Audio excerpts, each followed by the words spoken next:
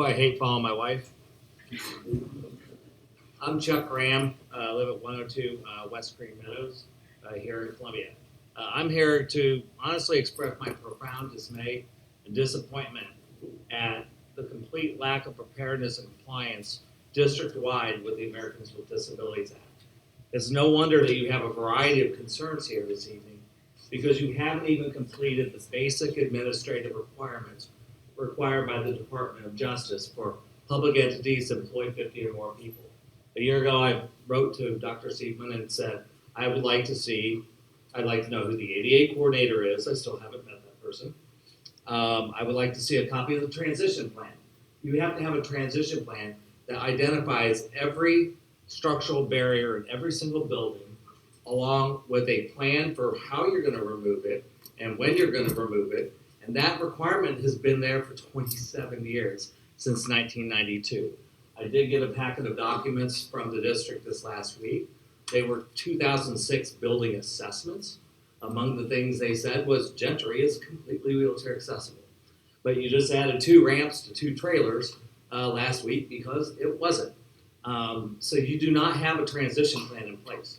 It also requires that you complete self-evaluation, where you take a look at all of your programs, your activities, and your services, and make sure they're accessible to and usable by individuals with disabilities. So you would have been looking at things like your seclusion policy, perhaps your reporting policy, to make sure all of these things were compliant. But you haven't even done that simple administrative requirement. And you have to have a grievance procedure. That's number 4. I did file a grievance with Dr. Stiefelman. He and I are meeting. I'm very excited about that. I don't know if that's how the grievance process works, or if that's the official ADA grievance policy. But I guess I'll be finding out. This lack of planning leads you to inexplicably bad decisions, like picking the most inaccessible school in the district to make a STEAM school. And it leaves you so wide open to a class action lawsuit by parents of children with mobility disabilities because you're going to exclude them from an entire class of education because you picked the worst building in this district. I also want to support the right to record. Number 1, we have a right under state law. It's a one-party consent state. We already have a right to do it. You just have a policy that says that you're not going to do that. It's also important because I've been lied to more than once in a 504 meeting.